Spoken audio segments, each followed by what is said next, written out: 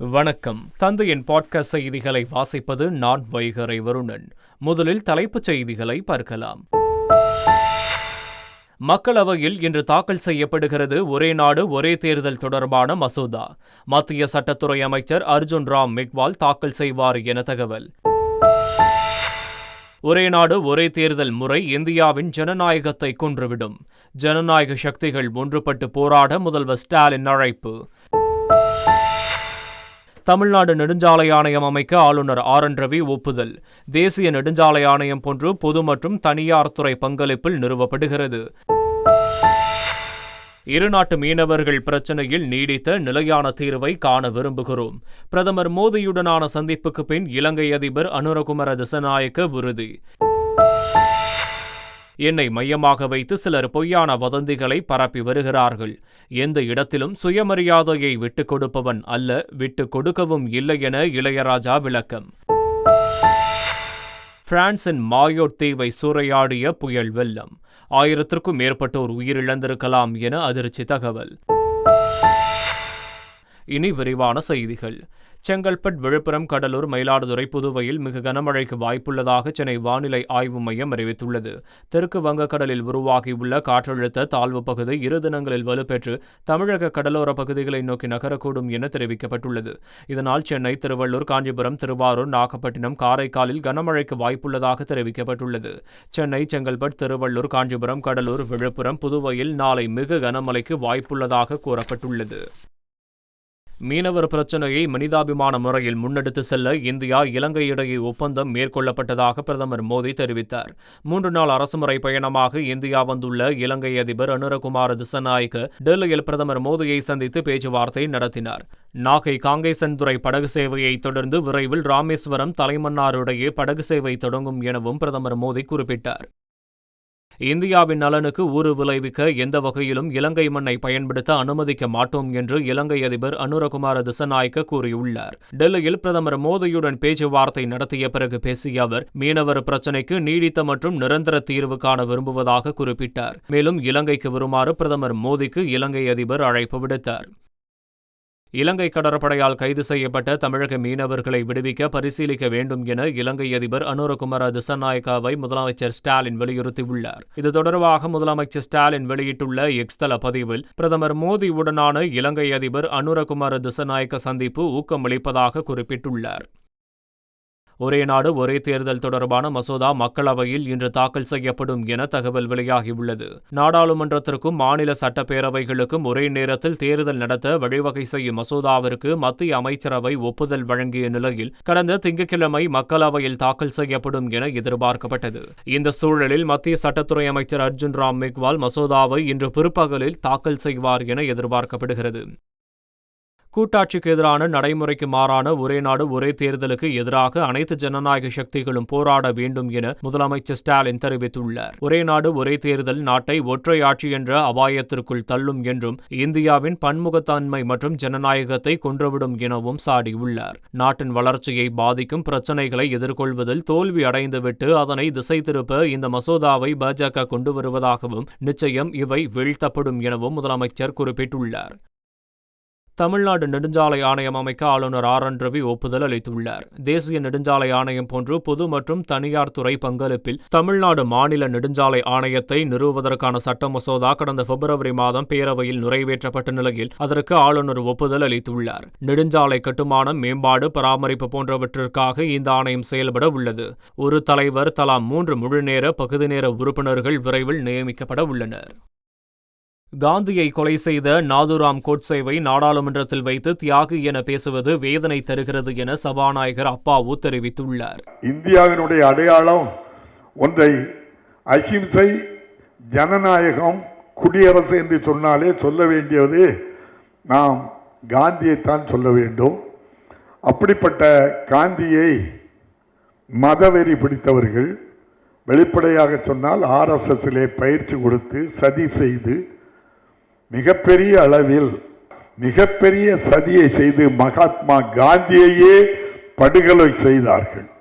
அந்த கோட்சே மிகப்பெரிய தியாகி என்று நாடாளுமன்றத்திலே நம்முடைய மத்திய பிரதேசம் போபால் நாடாளுமன்ற உறுப்பினரே நாடாளுமன்றத்தில் பேசுகின்றார்கள் என்றால் இந்தியா எந்த திசையை நோக்கி செல்கிறது என்பதை பார்க்கும்போது வேதனையாக இருக்கின்றது. மன உளைச்சலோடு சொல்லுகின்றேன், இந்த நிலை மாற வேண்டும்.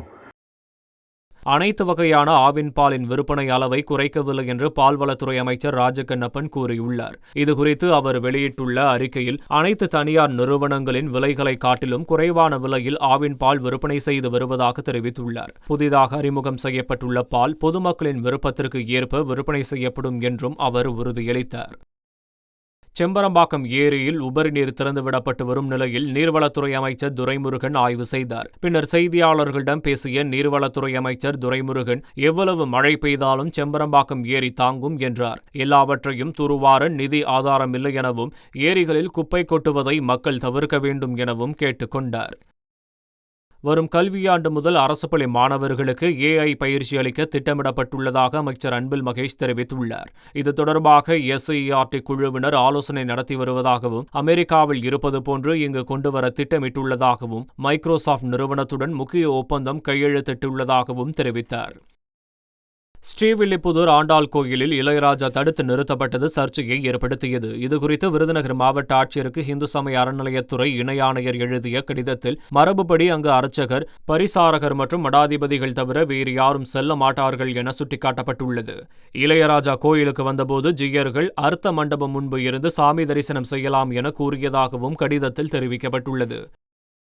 தன்னை மையமாக வைத்து சிலர் பொய்யான வதந்திகளை பரப்பி வருவதாக இளையராஜா ஆதங்கப்பட்டுள்ளார். ஸ்ரீவில்லிபுத்தூர் விவகாரம் குறித்து கருத்து தெரிவித்துள்ள அவர், எந்த நேரத்திலும் எந்த இடத்திலும் சுயமரியாதையை விட்டுக் கொடுப்பவன் அல்ல எனவும், விட்டுக் கொடுக்கவும் இல்லை எனவும் இளையராஜா குறிப்பிட்டுள்ளார். வதந்திகளை ரசிகர்களும் பொதுமக்களும் நம்ப வேண்டாம் என்றும் இளையராஜா வேண்டுகோள் விடுத்துள்ளார்.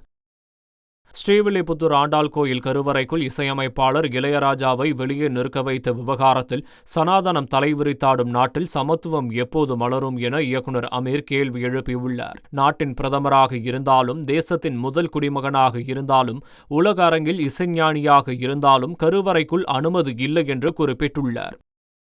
விசிக தலைவர் திருமாவளவனின் விமர்சனத்தை தனக்கான அறிவுரையாக பார்ப்பதாக கட்சியிலிருந்து விலகிய ஆதவ் அர்ஜுனா தெரிவித்துள்ளார். ஆட்சியிலும் பங்கு, அதிகாரத்திலும் பங்கு என்ற கொள்கையுடன் புதிய அரசியலை உருவாக்க முயற்சிப்பேன் எனவும், இனி திருமாவளவனுடன் கொள்கை சார்ந்து பயணிப்பேன் எனவும் ஆதவ் அர்ஜுனா தெரிவித்துள்ளார். எதிர்கால பயணம் குறித்து விரைவில் அறிவிப்பேன் எனவும் ஆதவ் அர்ஜுனா குறிப்பிட்டுள்ளார். ஆதவ் அர்ஜுனா விவகாரத்தில் விசிக தலைவர் திருமாவளவனுக்கு அழுத்தம் கொடுக்கவில்லை என்று அமைச்சர் வேலு விளக்கமளித்துள்ளார். தான் யாருக்கும் அழுத்தம் கொடுக்க வேண்டிய அவசியம் இல்லை எனவும், திருமாவளவன் தொலைநோக்கு பார்வை கொண்டவர் எனவும் குறிப்பிட்டுள்ளார்.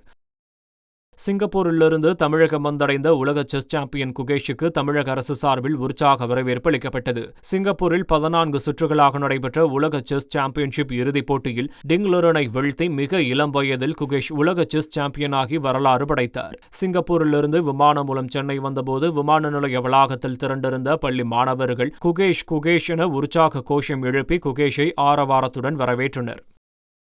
தூத்துக்குடி மாவட்டத்தில் 2 நாட்கள் பெய்த மழையால் 220 வீடுகள் சேதமடைந்துள்ளதாக ஆட்சியர் இளம்பகவத் தெரிவித்துள்ளார். மழை பாதிப்பு குறித்து செய்தியாளர்களிடம் பேசிய அவர், மாவட்டம் முழுவதும் 80 குளங்கள் முழுவதுமாக நிரம்பியுள்ளதாக தெரிவித்தார். மழை காரணமாக ஒரு மாடு, 41 ஆடுகள், 10,000 கோழிகள் பலியாகி இருப்பதாகவும் தெரிவித்தார். பயிர்கள் பாதிப்பு குறித்து கணக்கெடுப்பு நடைபெறுவதாகவும், கணக்கெடுப்பு முடிந்தவுடன் இழப்பீடு வழங்க நடவடிக்கை எடுக்கப்படும் என்றும் தெரிவித்தார். வங்கதேசத்தில் இந்துக்கள் உட்பட சிறுபான்மையினர் மீது நடத்தப்படும் தாக்குதலுக்கு எதிராக அரசு குரல் கொடுக்க வேண்டும் என காங்கிரஸ் எம்பி பிரியங்கா காந்தி வலியுறுத்தியுள்ளார். மக்களவையில் உரையாற்றிய பிரியங்கா காந்தி, வங்கதேசத்தில் இந்துக்கள், கிறிஸ்தவர்கள் உள்ளிட்ட சிறுபான்மையினர் மீது தொடர்ந்து தாக்குதல் நிகழ்த்தப்பட்டு வருவதாக சுட்டிக்காட்டியுள்ளார்.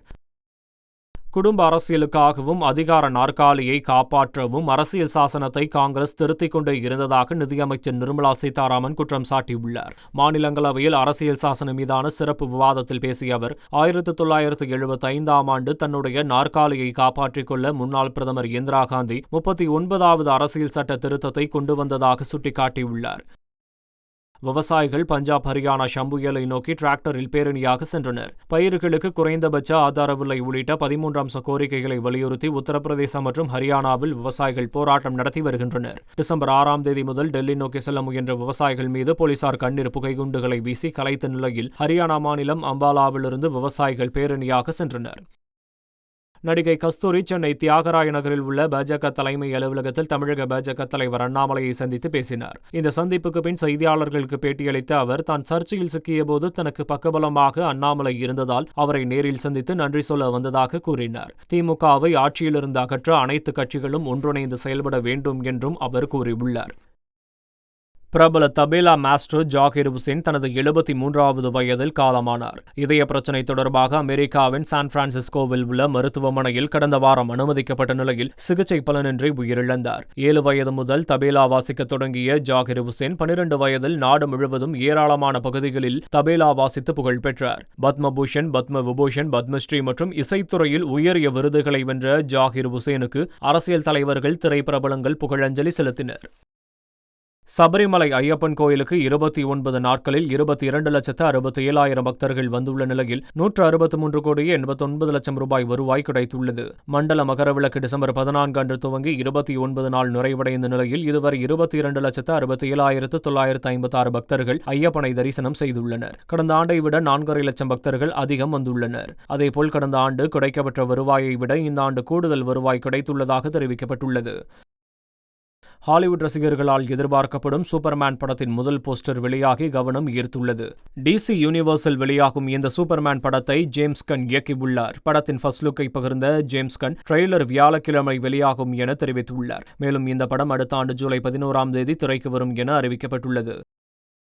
நடிகர் சூரி கதாநாயகனாக நடிக்கும் புதிய படத்திற்கு மாமன் என பெயரிடப்பட்டுள்ளது. விலங்கு இணைய தொடரை எடுத்த இயக்குநர் பிரசாந்த் பாண்டியராஜன் இயக்கத்தில் சூரி கதாநாயகனாக நடிக்கும் இப்படத்தில் ஐஸ்வர்யா லட்சுமி அவருக்கு ஜோடியாக நடிக்க உள்ளார். நடிகர் ராஜ்கரன் முக்கிய கதாபாத்திரத்தில் நடிக்க உள்ள நிலையில் இப்படத்தின் பூஜை நடைபெற்றது. படப்பிடிப்பின் போது தனக்கு காலில் காயம் ஏற்பட்டுள்ளதாக நடிகர் பிரபாஸ் கூறியுள்ளார். கல்கி 2898 திரைப்படம் ஜப்பானில் வரும் ஜனவரி 3ஆம் தேதி வெளியாக உள்ளது. இதற்காக ஜப்பானில் நடைபெறும் விளம்பர நிகழ்ச்சியில் நடிகர் பிரபாஸ் பங்கேற்பார் என்று எதிர்பார்க்கப்பட்டது. ஆனால் காயம் காரணமாக தன்னால் நிகழ்ச்சியில் கலந்து கொள்ள முடியாது என நடிகர் பிரபாஸ் தகவல் தெரிவித்துள்ளார். இதுகுறித்து அவர் வெளியிட்டுள்ள பதிவில், துரதிருஷ்டவசமாக படப்பிடிப்பின் போது காலில் காயம் ஏற்பட்டதால் ஜப்பானுக்கு பயணம் செய்ய முடியவில்லை என்று குறிப்பிட்டுள்ளார். புஷ்பா 2 திரைப்படம் 11 நாட்களில் 1409 கோடியை வசூலித்து சாதனை படைத்துள்ளது. நடிகர் அல்லு அர்ஜுன், ரஷ்மிகா மந்தனா, ஃபகத் ஃபாசில் உள்ளிட்டோர் நடிப்பில் மிகுந்த எதிர்பார்ப்புகளுக்கு மத்தியில் புஷ்பா 2ஆம் பாகம் கடந்த 5ஆம் தேதி உலகம் முழுவதும் வெளியானது. இந்த நிலையில் 11 நாட்களில் புஷ்பா 2 திரைப்படம் 1409 கோடி ரூபாயை வசூலித்துள்ளதாகவும், குறிப்பாக இந்தியில் நல்ல லாபம் கிடைத்துள்ளதாகவும் தெரிவிக்கப்பட்டுள்ளது. மாயோட் தீவில் புயல் மழையில் சிக்கி 1000க்கும் மேற்பட்டோர் உயிரிழந்திருக்கலாம் என தகவல்கள் வெளியாகியுள்ளன. இந்திய பெருங்கடலில் மடகாஸ்கர் அருகே உள்ள மாயோட் தீவு பிரான்ஸ் நாட்டின் கட்டுப்பாட்டில் உள்ளது. இந்த தீவை நேற்று புயல் தாக்கியது. இதனால் மணிக்கு 124 கிலோமீட்டர் வேகத்தில் சூறைக்காற்று வீசியதுடன் அதிகனமழை கொட்டி தீர்த்தது. இதன் காரணமாக ஏராளமான வீடுகள் இடிந்து தரைமட்டமாகின. சாலைகள், மின்கம்பங்கள், மரங்கள் உள்ளிட்டவை பலத்த சேதங்களை சந்தித்தன. இதனுடைய புயல் மழையில் சிக்கி 1000க்கும் மேற்பட்டோர் உயிரிழந்திருக்கலாம் என தகவல்கள் வெளியாகியுள்ளன. அங்கு தொடர்ந்து மீட்பு பணிகள் நடந்து வருகின்றன.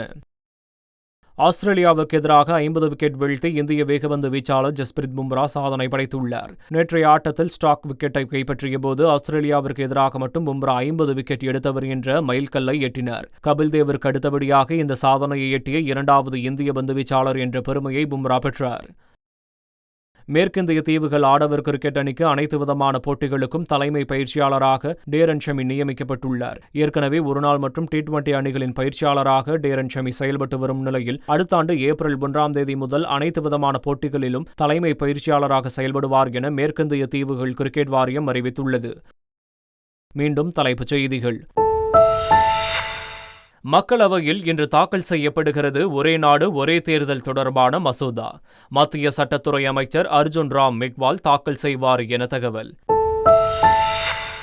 ஒரே நாடு ஒரே தேர்தல் முறை இந்தியாவின் ஜனநாயகத்தை கொன்றுவிடும்.